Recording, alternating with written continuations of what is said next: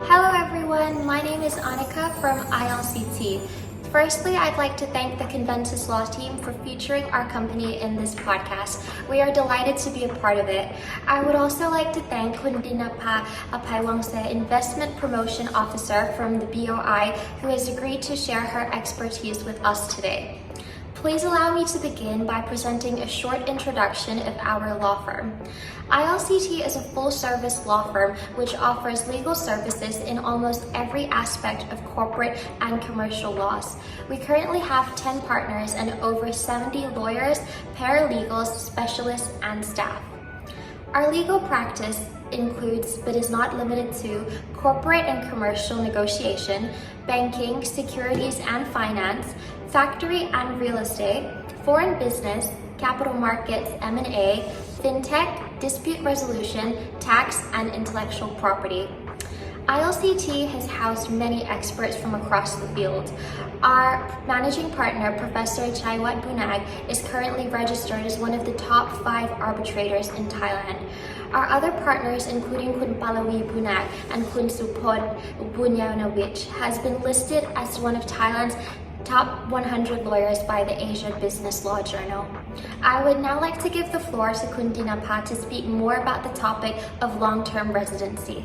Welcome, Khun Dhinapa. We're so delighted to hear about your expertise on the topic of long-term residency.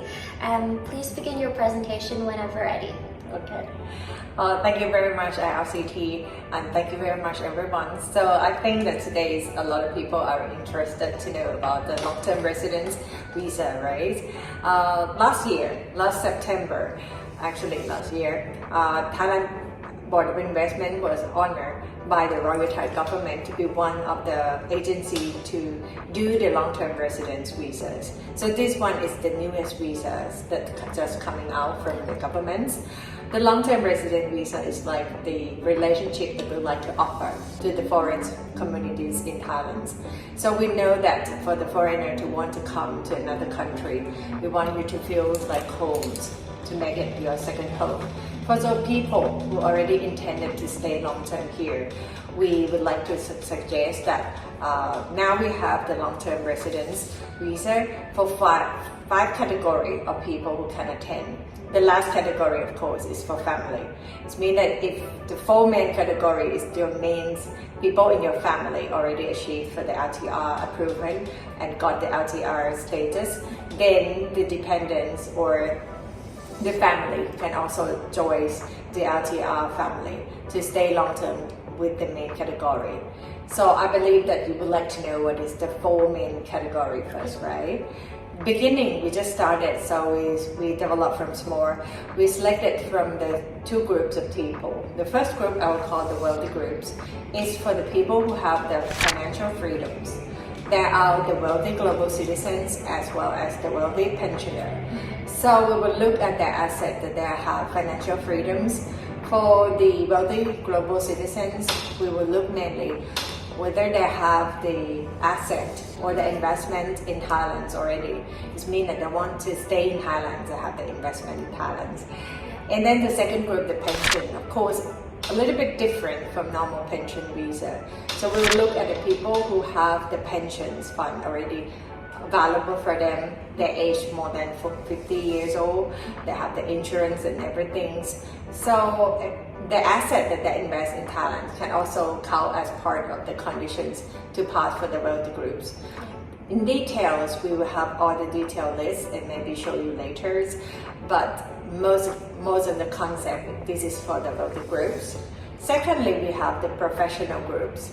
Of course, after COVID, there is a lot of people there's opened the door for people. People like us, we're starting to think that working away from office is almost impossible before COVID. But after COVID, we start to have a trend of people to work remotely.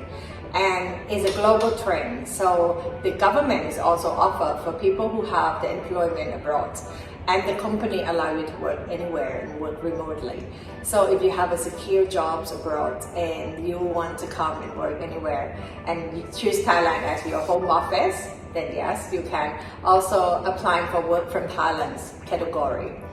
This one we will check with your incomes and also with your contract with your employer abroad, whether it's a very stable and secure employer or not.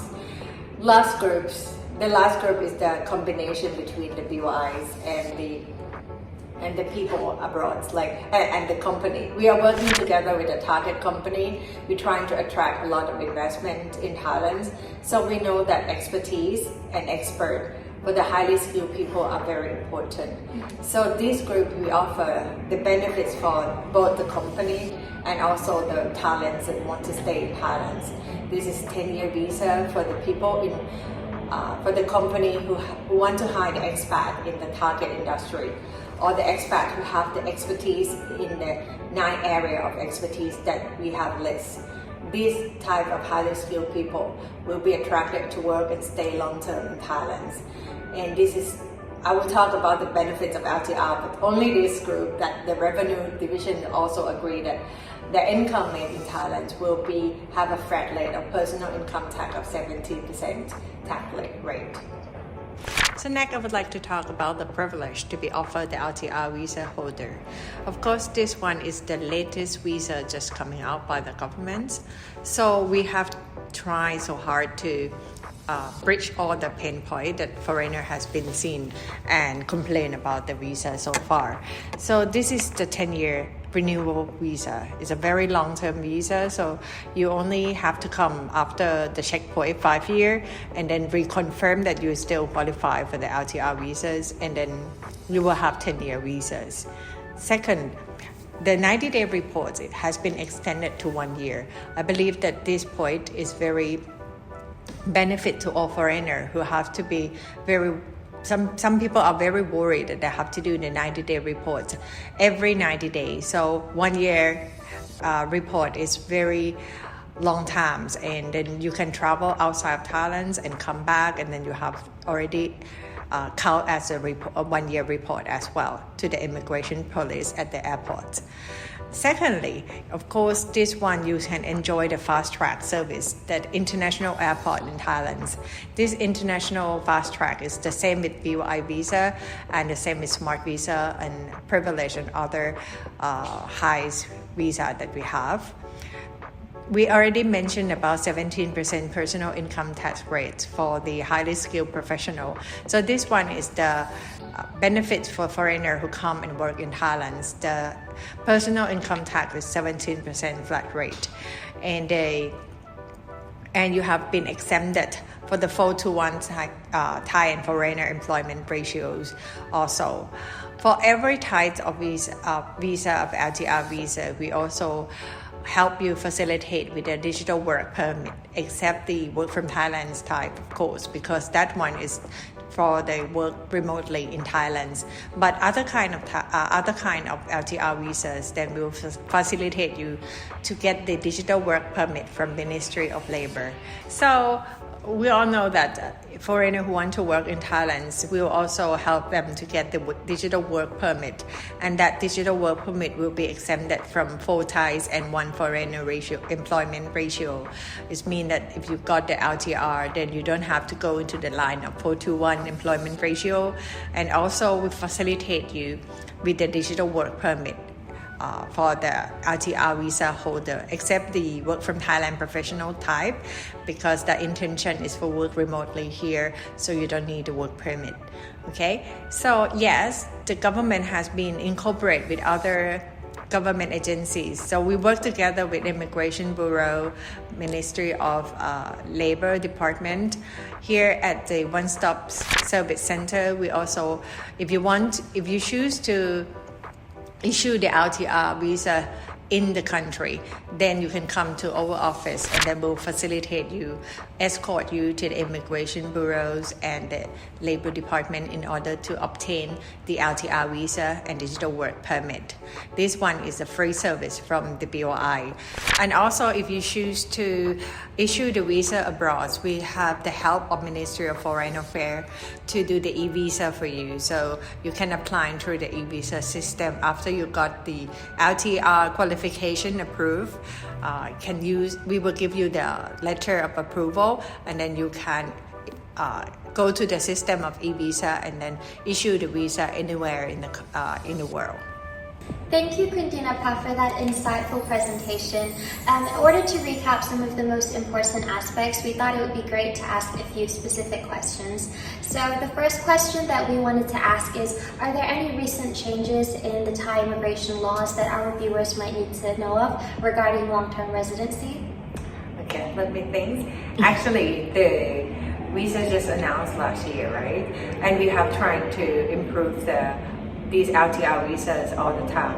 And these LTR visas, we have the committees, we call the LTR committee chaired by Deputy Prime Minister. I think not last year. We have the meeting once last year, and then the first quarter of this year we already have the meeting, and also have amended some of the LTR condition. This is based on the BOI definition of target industry. We have expanded the target industry to cover more broadly, and also add 9 areas of expertise to the LTR highly skilled visa. So this is the first step of our changes in LTR.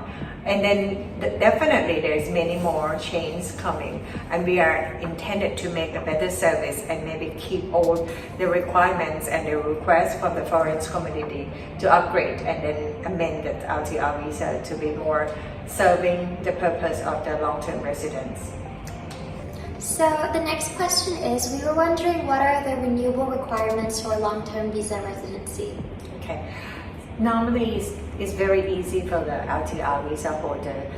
After 5 years that you are holding the LTR visa, then you are asked to reconfirm your positions of the LTR visa holder, depending on each category conditions. You just have to confirm that you want to stay for the next 5 years in this long-term residence visa in that category. Give me the example, if you are in the wealthy global citizen, you just confirm your investments, that you have maintained your investment, and you have the global assets of 1 million USD. Then for the highly skilled, you still need to confirm with us that you are still working in the target industry or the area of expertise. For the highly skilled professional, definitely you have to maintain your working with the company that applying together with you on the LTR visa holder.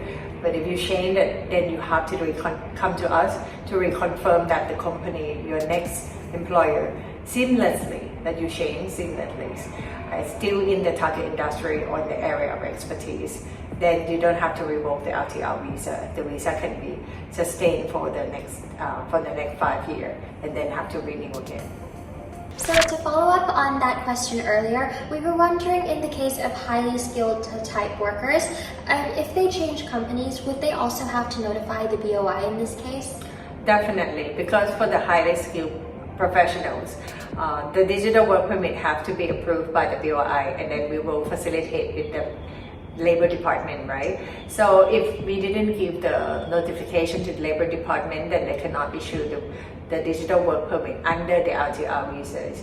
So this is why if you want to change the sponsor company or the employer, better notify us first, so we will arrange everything, and it need to be transferred seamlessly. It's not like you have LTR highly skilled and then you been off the company for 5 months and then you want to come back. The LTR visa will be revoked if you have the gap period.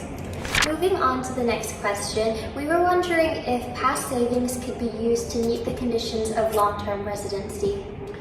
For the group that requests to check for the asset, the past saving in the banks, you can make a bank guarantees about the saving within the 1 year, how much of these will be counted as your asset, but it cannot be counted as your investments. We have the category for local investment. It means you have to invest in Thailand in 3 types of investment in the company, investment in the real estate, and investment in the government bond. This one cannot use the past savings. So just to follow up to that question, so in this case, would it be either the investment or the saving you're referring to? I mean, the wealthy global citizens, there's 2 conditions.